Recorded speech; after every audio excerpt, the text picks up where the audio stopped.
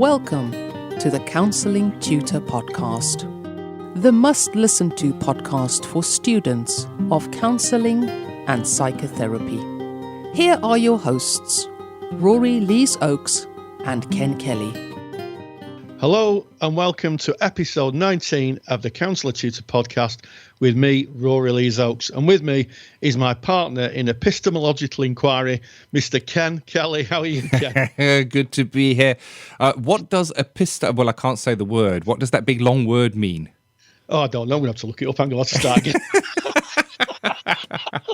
I did know the theory of knowledge. Right, should we start again? The theory of knowledge. I like that. Okay. No, I think we should leave it just as it is. So with that false start to the Counselling Tutor Podcast, I gladly bring you that we've got a really good action-packed episode for you today. We're going to be jumping into speaking about books, counselling books, psychotherapy books, the books that will accompany us along our journeys to become practicing counsellors. And Rory's going to be telling us about his book club. And then we're going to be going into theory with Rory. And it's an interesting one today because Rory is going to be covering the theory of empathy. Now, we've covered skills. We've covered empathy and skills, and we looked at idiosyncratic empathy. But there's a whole theoretical side that I'm very much looking forward to listening to. And then we're going to be looking in person-centered business today. We're going to be looking at the issues of taking payment as a counsellor, as a psychotherapist. When you're out there in practice and you're working with people that are really in a difficult position and you're putting your hand out and saying, yes, well, I'd love to hear what you have to bring, but give me some money, please. How can we do that? How can we take the sting out of that tail? So that's the business side of things. And then we're going to be looking at something important. We're going to be closing off by speaking about insurance as a practice counsellor, and of course, insurance while you're doing your placement as a student. Really important topics there. But I like that first topic, books. And I know this is dear to your heart, Rory. Hit us with books. Well, I won't want to hit you with my books. It's so heavy, Ken. You might get concussion. But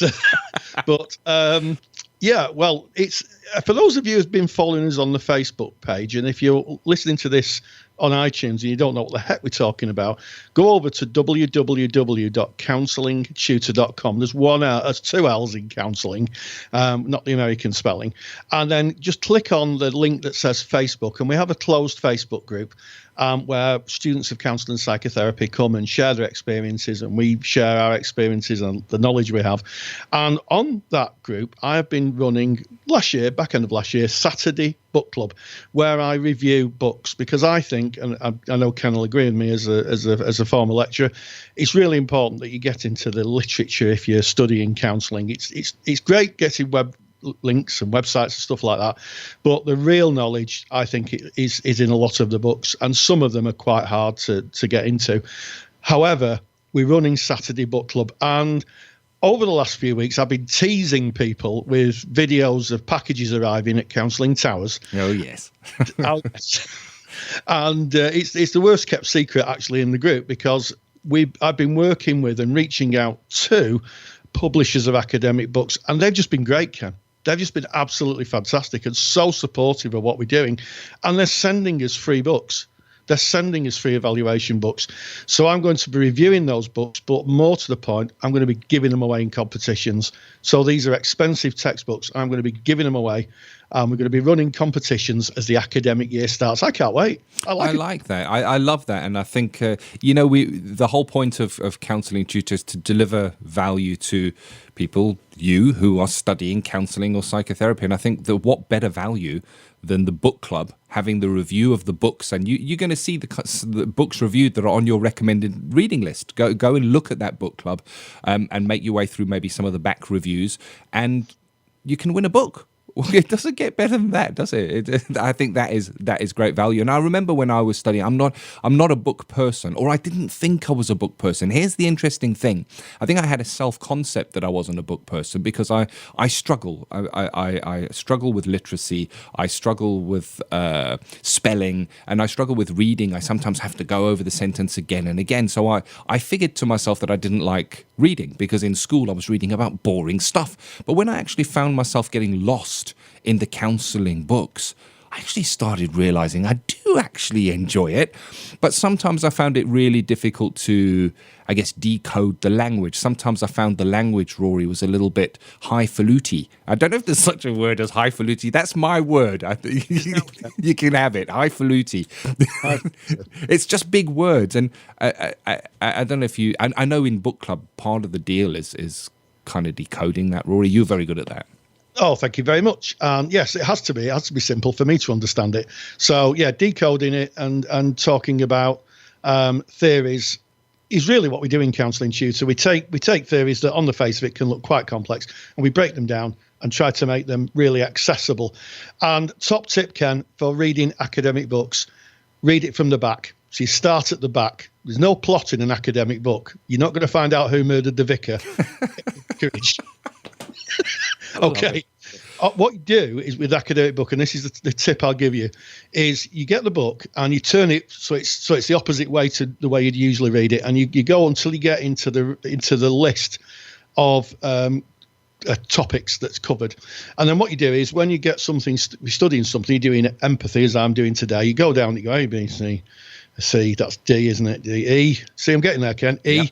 And then empathy, and then it tells you which chapter it's in, and you go to that chapter and you read that bit. I think the danger with reading academic textbooks from the front to the back is that by the time you get to the back, you've because there's no plot. Maybe this is just the way I read. You kind of miss out a bit. So an academic textbook should be about like a laser focus on what you are studying. So you should be able to open it up and go, I'm looking at empathy. I want to know about empathy. And then when you get your next topic, you can go on to your next topic. Now, if you are the sort of person who reads front to back, that's fine. You can do that as well. But generally speaking, I say to my students, don't start front to back because it can be a bit overwhelming. Just find the topic you're studying. And then as the jigsaw pieces come into place, it'll all become apparent. I like that. Yes. I like that. That's a good way of doing it. And what I found myself doing for my studies, and here another top tip, this is one of Ken's top tips with books, is map out where the interesting information is or where the important information is. So if you know things like empathy, you know you're going to be covering that, so we'll use that as the example today, and you're reading some kind of a theoretical textbook and you come across a paragraph on empathy, make some kind of a marker in there. I use little coloured post-it notes, I had them everywhere, and write it down somewhere so you've maybe got a list of where you might go and find the various topics. And I remember when I was doing my assignments, I had tables full of books and I'd pick them up and just flip through to the bit that I needed. And they very much become reference books as you're doing your assignments, where you can pull a bit from here, a little bit from there, and then of course reference it correctly, which we often see incorrectly done, don't we, Rory? There's a whole episode in that, there is. We do, yeah. And don't be afraid to write in textbooks. I mean, I can remember writing in my textbooks and peers of mine going, "What are you doing?" Like, I'd deface the crown jewels or something. And they're your books. That's the thing. They're your books. You bought them. You own them. And if you want to put a note in under something to help remember, write it in. I write in my books all the time. It means it's very difficult for me to sell them on, but because obviously they've got my scribblings in. But occasionally I do buy second-hand books, and people have helpfully scribbled in stuff, and I look at it and I go, "Oh, that's an interesting idea," because I'm getting someone else's idea as well. So when you buy second-hand books, if people have scribbled in them, it's very likely that they're putting their thinking stream in as well.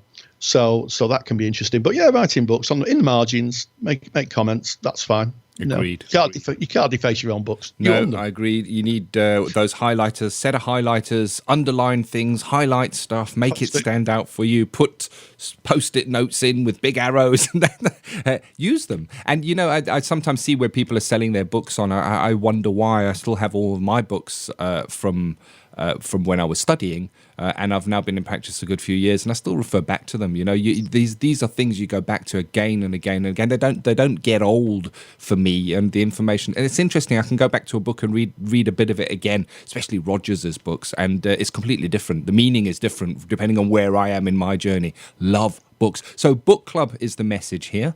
And when is book club, Rory? It goes out at roughly 12 o'clock UK time. So I have to upload it, and it depends how quick Facebook processes the video and puts it online.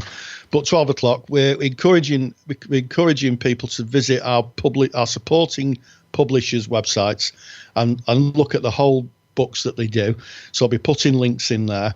But I've got a whole host of them, and they're really good, Ken. I've got some really good books. The first one, I'll leak it out because this podcast will have gone out after the book club is launched, is Standards and Ethics in Counselling by Tim Bond. Just a seminal piece of work that everybody who is either thinking of becoming a therapist, maybe at the end of the level 3, starting into level 4 or higher education degrees, they should have it. I've got my copy. It's dog-eared. It's worn out, and I'm going to have to give this copy away, which it hurts, Ken. It hurts. A crisp new copy of Tim Bond. I can feel your pain there, Roy. And of course, Tim Bond, the contributor to the new BACP ethical framework that Rory and covered so beautifully in the live lecture just a few weeks ago. For those of you that are members of the Counselling Study Resource, I'm going to mention Counselling Study Resource as I often do, Rory, because I really believe in it. And we were talking about books and how books, it's about getting the information you need at the time. It's called just-in-time learning. You don't have to read everything. You go to the section or the chapter you need at the time you need it. And the same is true of the Counselling Study Resource. That has been divided down into just what you need at the time when you need it. It's beautifully laid out. It's beautifully indexed. So definitely have a look at that. If you're already a member of the Counselling Study Resource, you'll know that value. If you're not and you're studying counselling or psychotherapy, go to counsellingtutor.com. Go check out the Counselling Study Resource. You will be so glad you did. Sticking with theory, of course, and we've been on the theory of books, a really interesting angle, I guess, you're taking on what is widely regarded as a skill, the skill of empathy. But you're looking at the theoretical side of that in Theory with Rory today. I am. I'm looking at Einfühlung, my German Mancunian translation, Einfühlung, which basically means empathy. And that was the starting position of empathy, where it was translated from the German into the English. And then there's so many different theories. So I'm going to do a tour of theories of empathy. And I thought of this idea. I had a bit of a look, and now I've got literally a whole notepad of jottings because it is such a big subject. I never realised just how big a subject it is. So I'm going to be giving a guided tour, Ken, of empathy. And on that note, it's Theory with Rory. Counselling Theory with Rory Lees Oakes. The term empathy has found common currency in the world of counselling and psychotherapy. A short of therapeutic shorthand, meaning being in the client's frame of reference, experiencing the world as they see and feel it. Our current idea of empathy comes from two sources. The first, the Greek term pathos, which means emotion, feeling, suffering or pity. The second root is from the German word Einfühlung, meaning into or in feeling, and was first coined by the German philosopher Robert Vischer in his PhD dissertation entitled On the Optical Sense of Form, a Contribution to Aesthetic, published in 1873. Vischer used the word to describe the human capacity to enter into literature and art, sensing the emotional content the artist or the author wanted to convey. In 1909, Edward Bradford Titchener, a British psychologist, translated the German word Einfühlung into empathy, and the rest is history. Or is it? Through the years, many psychologists have tried to define the meaning of the word as it relates to the human condition made between one and another. In an article published in the Journal of Consulting and Clinical Psychology in 1956, psychologist Carl Rogers described 6 as necessary and sufficient conditions for therapeutic change to occur. In this quote, taken from the article, he describes empathy as the 5th condition is that the therapist is experiencing an accurate, empathic understanding of the client's awareness of his own experience, to sense the client's private world as if it were your own, but without ever losing the as-if quality. This is empathy and seems essential to therapy. Around the same time, Charles B. Truax and Robert H. Karkoff, American researchers in psychotherapy and collaborators in Rogers' humanistic ideas, produced what became known as the Karkoff and Truax scale. The scale, in 5 sections, gives a guide to how to measure empathy with examples. Stage 1 signifies discrepancies between what the client has said and what the therapist reflects back. The high point, 5, is where the therapist demonstrates accurate empathy to the point where they move away from a professional facade and can really enter the client's frame of reference, experience and accurately reflect back not just the narrative but the feelings connected to it. The scale is still used today as a guide to both support and measure students' empathic responses. Empathy can be broadly broken down into 4 main ideas. Affective empathy, also called emotional empathy, is how we are affected by another's emotional or mental state, and it also is about how we experience our own process. Cognitive empathy is the ability to understand another's perspective or mental state. Receptive empathy is the capacity to listen and understand what is being said by the client, and expressed empathy is the capacity to convey back to a person what you have understood. And the skills needed to have expressed empathy are using appropriate language to reflect or reword what you've understood or has been said, an ability to match tone of voice and body language, which leaves no doubt that you are appreciating the client's feeling and mood. And an empathic response may take the form of repeating or rewording something a client has said, summarising a number of things that have been said, or repeating a single significant keyword out of many that has been said by the client. British researchers Dave Mearns and Mick Cooper, well-known luminaries in the world of counselling and psychotherapy, explored empathy in what they termed as relational depth. In their seminal book, Working at Relational Depth, published in 2005, Cooper and Bond explored this idea by describing it as an engagement between two people in which each person is fully real with the other and able to understand and value the other's experience as a very high level. So what other perspectives are there on empathy? The world of neuroscience, which studies the brain's structure and function, has developed its own perspective on empathy. In October 2013, a study published in the Journal of Neuroscience by researchers at the Max Planck Institute for Evolutionary Anthropology in Germany identified that humans have an innate tendency to be self-centered and consequently lack empathy.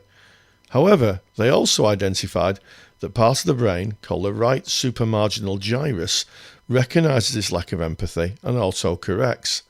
They also note that if this part of the brain does not function properly, or we have to make quick decisions, the ability to empathise and be compassionate is greatly reduced.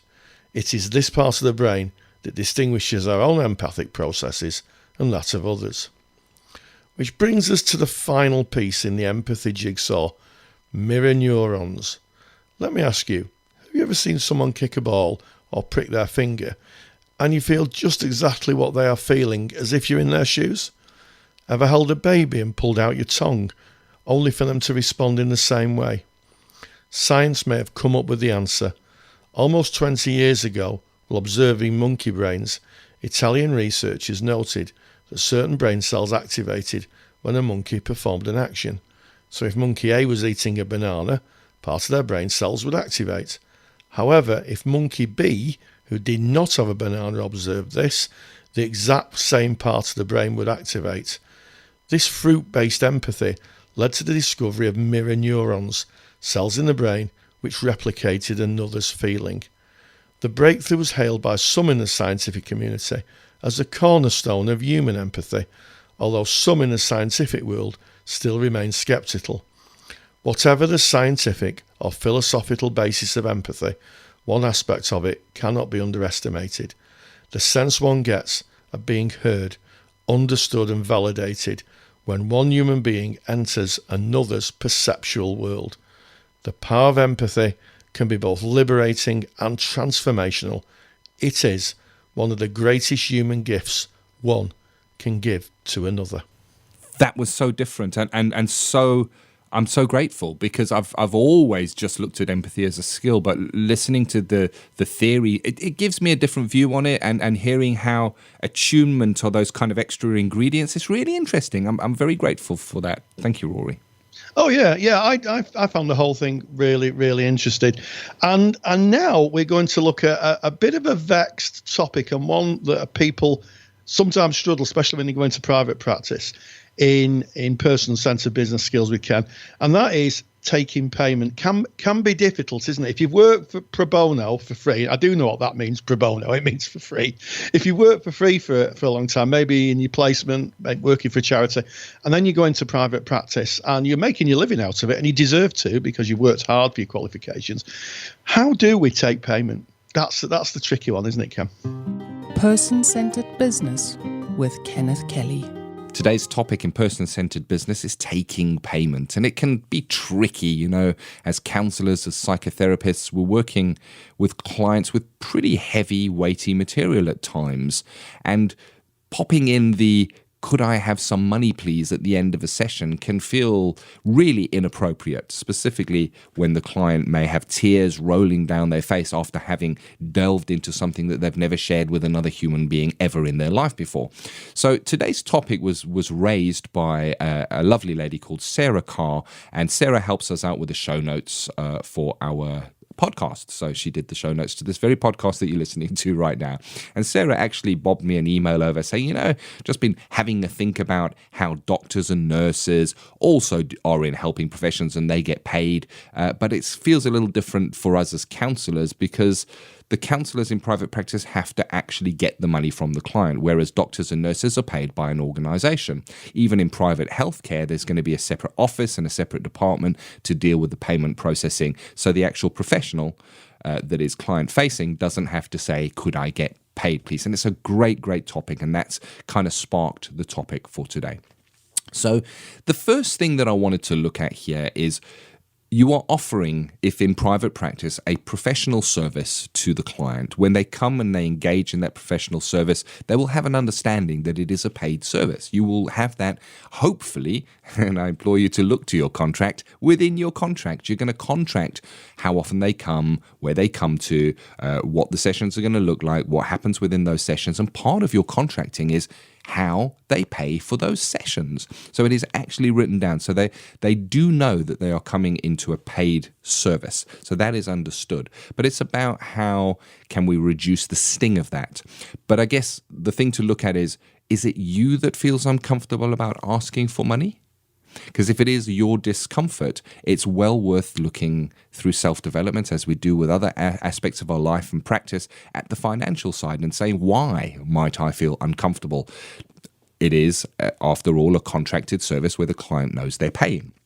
So that's one aspect definitely to look at, and that's for you and your personal development. The other aspect, of course, is how can we take the sting out of it for the client? There are a number of ways. So I would give you a couple of suggestions. If you are taking cash within your practice. So the client is coming, and at the end of the session, maybe they are handing over cash bills. Well, a way to kind of take the sting out of that and make it a little more professional and smooth, as it were, is to prepare your invoice or your receipt in advance. Prepare that either with a bookkeeping software, or if you wished to, you could just get a little receipt book and just write that out. As long as you're recording it, of course, for taxation purposes, that is fine. And pop that into an envelope and put the client's name on the envelope. And that removes that need to actually ask for money. You can get to the end of your session, and just before the client leaves, you can say, "Oh, and I have this for you," and hand them the envelope with their name on it. And of course, they will know that that means that it's time to pay, and that will prompt them to pay. Because it's very easy for the client to forget to pay, specifically if they've been delving into that difficult material. The last thing on their mind is paying a bill at the end. They really are emotionally caught up in where they've been. So a little memory jog that maybe is very respectful and very professional is just that envelope with the client's name on it. This day and age, very few people carry cash with them. I'm not saying nobody does, and I'm not saying that cash is not easily available, but fewer and fewer people are carrying cash because we don't have the need to. We can walk into a restaurant, a cafe, a coffee shop, and we can order what we wish to have and leave without having to take any cash out, just using a card and touching it against a machine or popping our pin in. So with fewer people carrying cash, are there ways that we can make our practice cash free so that we're not having to take cash? And of course, there are ways. The first way of doing this is called a merchant account. Now, what a merchant account is, it's a credit card processor. So if you go into a store and you buy something, that credit card machine is being processed through what is called a merchant account. It's separate to a bank account. They process the credit cards and then they will put the funds into the bank account after a short period of time. Now, getting a merchant account is quite a rigmarole. There are security checks. There's a whole pile of compliance steps that you would need to go through on your website if you're taking payments on your website. And if you're not taking payments on your website, if you're taking it over the telephone or something, there are also compliance steps you need to go through. And they're there to protect the clients, to protect them against fraud. For instance, if you're taking a credit card details over the telephone, where's that being inputted into? Are you writing that down? What happens to that piece of paper? So it's all about protecting the client's details, I guess, at the end of the day. So I guess that a merchant account would be a good fit for a larger size practice who is taking a lot of credit card payments, because there is a cost associated to that. So you want to be processing quite a few credit card transactions to make that worthwhile. But then, of course, you can take card in person with the client there, or you can take payments over your website if you have that built-in e-commerce built into your website. There are easier ways to take credit cards. It's a little bit more expensive, but if you go through to PayPal, which is paypal.com, you can open an account for free and you can start taking payments on your website. You can take payments from clients if they have a PayPal account and they've got money in their PayPal account they can pay, or they can use their credit or debit card. There is a cost to that you will pay as the merchant or the operator, but you can certainly do that. And through PayPal, you can even make little buttons that you can put on your website. Really easy to do. You log into your account and you set them up and you put your fee in there and it generates a button that says pay now. You take the little bit of code, you stick it on your website. The button's on your website. When a client clicks on that, they're able to pay for their service with their debit or credit card. And the reason that you're able to do that is when they click on that button, it actually takes them through to PayPal. So you don't need to worry about the security and the compliance issues that you would if you were using a merchant account. So that's another way of electronically taking funds, and they can pay in advance. They can pay for a batch of sessions, whatever you set up, and link to that button that you place on your website. And then through PayPal as well, you can also order a little card reading machine. So you can take credit cards payments in person using a little handheld credit card device that also fits onto your phone. There's also one that you can plug into your mobile phone that will work as well through PayPal. So a number of options there, cash-free options available. And I'm going to share one more with you. It's called Stripe.com. Stripe.com is similar to PayPal. I guess the difference being that you can't have the client can't have a Stripe account and pay you from that. They would always pay with a credit or debit card, but it's just a really quick and easy thing to set up. You can set it up within about 10 minutes and you can take credit and debit cards. So that is Stripe.com if you want to have a look at that.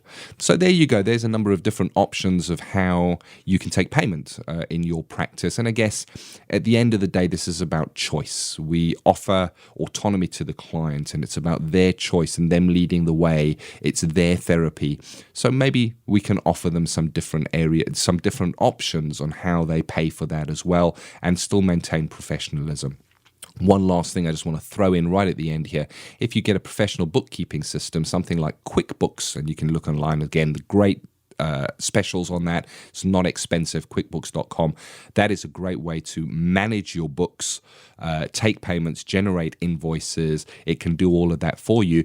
But I also put it to you that you need to look at the ethical consideration of confidentiality. If you are putting a client's name and details into a bookkeeping system and then handing that over to your accountant, so with that data being seen. So there's considerations there. So yes, it's a sticky topic, I guess, taking money from clients.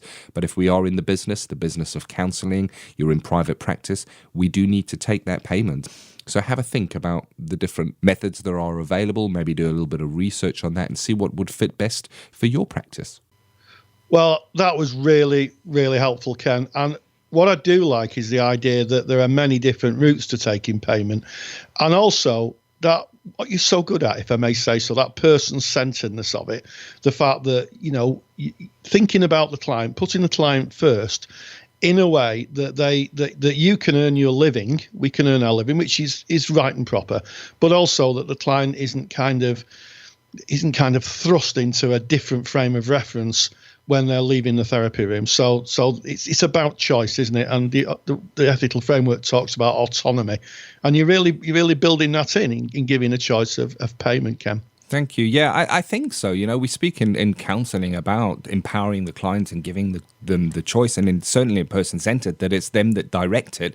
Yet when we kind of have just a very rigid way that people can pay, are we giving them that choice? And is it because we don't know that there are other alternate methods? So interesting topic, and of course, join in this conversation. Let's go onto the Facebook group and have a chat of what your feelings are towards that. But moving on now, something really important, and I guess a serious side of what it is that we do as counsellors, psychotherapists, and even as a student, and that's the insurance side of things. We need to be insured. It's a requirement.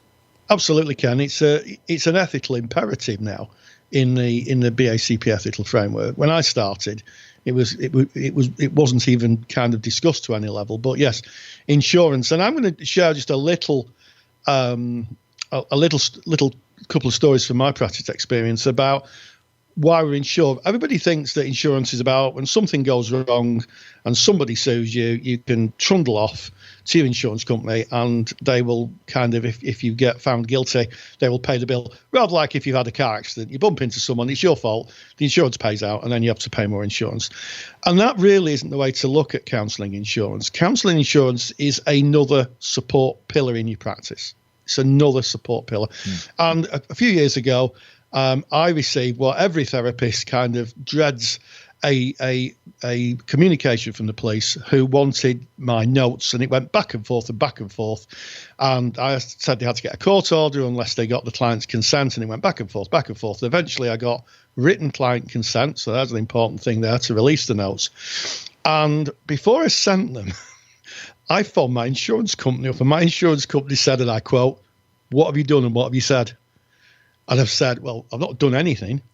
I said, and I've checked that the police are the police, and I've compiled my notes, but I've got release from the client, and we had a whole conversation because this was a young person, a whole conversation about Fraser competencies, about this, that, and the other, and they were really, really supportive, Ken. They were really supportive, and they said, "Okay, we'll come back to you. Don't do anything until we come back to you." And I went to bed.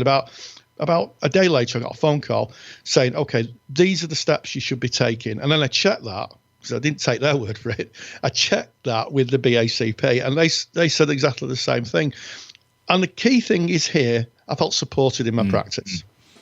I paid my money every year. I pay it on the dot every year. But I feel supported in my practice.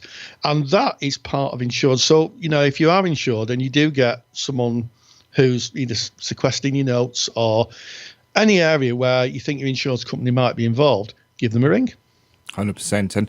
And it may well be that you are going back into your second year of level 4 now, and that you'll soon be going and taking those first steps into doing your placement, going into practice. And you're going to need that support, and you're going to definitely need that insurance. And I guess when looking around, there are more than just one insurance supplier in the counselling area. So have a look around, go online, put in counselling insurance, have a look in the Therapy Today if you are a member of the BACP or a student member, and you'll see the advertisements there. And what I always suggest is give them a call and ask them what they can do for you, because you've got some choice here. Don't just pick the first one you see. Give them a call and ask how they will support you. Some of the insurers I know actually provide CPD, free of charge, continuing professional development, where they'll give little courses that you can do. So you can definitely get something out of your insurer. And I think that Rory's painted a really good picture that it's more than just being something in the background, a mechanism that kicks in when you're in trouble. It can be there to support you as well. And I know that when you phone the BACP, they have their ethics department, and you can have a chat with them. But the BACP will will not always take a stand on stuff. They're there to give you the information, and they do that very well, but they're not there to take a stand. They're not going to be doing that. But your insurance company are more likely to take more of a stand, and they're going to, of course, want to give you the best information that's going to be viable to you at that time. And it gives you a balance. It gives you two places that you can look, I guess. Yeah, and one final observation on insurance. If you've got insurance and part of your placement is working with children, you make sure you read the insurance agreement very, very carefully. I read mine, and I found a clause in it to say that parents could have access to all the information on my notes without consent. And what I did was I phoned them up and I said, I'm not happy with this because this goes against Fraser guidelines and certain parts of the ethical framework. And they actually put a clause in mine. When I was working in the school, they actually wrote a separate clause. Now, interestingly enough, when I came to regain my insurance, apart from them asking me what happened about the notes that I had to release, they were very, very, very careful before they took me on again. Said, what happened, Rory? You know, what happened about the police notes? So I explained what happened there. I'm not going to go into that for areas of confidentiality. But when I got the insurance schedule, which is what they call it, I looked down and actually they'd written in, not exactly what I'd put in, but they'd re-amended their insurance schedule. Yeah. So, you know, if you're working with young people, completely different ball game. Completely 100%. different ball game. So read that schedule, and if you don't understand it, get someone who does understand it to explain it to you. And I'm not being rude there because it is in quite kind of legalistic language. 100%. So it's a massive lesson there. Remember, it is a legal document. It's a contractual document that you hold with your insurer. Read over it. And if you don't understand it, a supportive insurer, you can give them a call and they'll talk you through what you need to know there. They're there to help you understand it. And I guess if I was to leave you with one final thing, I know we've touched on this before, but I'm going to bring it again because we are talking about insurance. If you're going into placement and your placement says, well, don't worry, we've got insurance that protects us. Go and get your own insurance. This is your practice, and there are situations that could arise. There is a possibility that if something did come up where you needed your insurance within a placement, and the placement turned around and says, "Well, actually, we agree with the complaining client," for example, just taking a wild example here, you don't have a leg to stand on. Get your own insurer. Make sure you and your practice are insured, irrespective of whether your placement has insurance as well. If they do, that's great. You've got two umbrellas over your head, but have your own insurance, because then you decide when you call upon that insurance, whereas when you're in an agency, it's them who decides when they activate or call on their insurance. Absolutely, Ken. The old adage of he who pays the piper calls the tune comes to mind. And, you know, if you're working in an agency, the insurer is working for the agency. If you've got insurance and it's for you, the insurance is working for you. And there have been cases a few years ago where a placement insurer refused point blank to activate their insurance and left the therapist, the student therapist, high and dry. And the other thing is that the insurer will argue the case. Well, mine will. So I'll talk about my insurer. I don't know if all insurers do. Will argue the case because what you're buying is professional indemnity insurance. In other words, if you're sued because people perceive that you're not doing your job properly. But what it doesn't cover you for usually is public liability, where if a slate falls on someone's head outside the practice. Yeah. And interestingly enough, I spoke to my insurer a few years ago. They said they'd be surprised how many organizations try and push the public liability on to the individual worker. Yeah. And by having insurance, they'll depending on which insurance you have and who you're with, they'll fight that case for you as well. It's interesting, you know, it really, really is. And here's the thing, you know, counseling insurance, psychotherapy insurance is really inexpensive. I'm speaking about here in the UK because that's all I'm able to reference. And I'm comparing it to maybe other sectors that you may work in. It is really not that expensive at all. I say that because I do work in other sectors as well. And the insurance in some of the sectors I work in is, whoa, it is ludicrous, I tell you. When compared to what we pay as counsellors and psychotherapists, it's well worth every penny. It's a great peace of mind for you. And again, at the end of the day, it's for our clients as well. Absolutely, Kim. Absolutely. Well, with that in mind, that brings us to the end of the podcast. It does. And as always, stay grounded, stay safe. And I'm going to read a book saying don't use big words unless you actually know the meaning.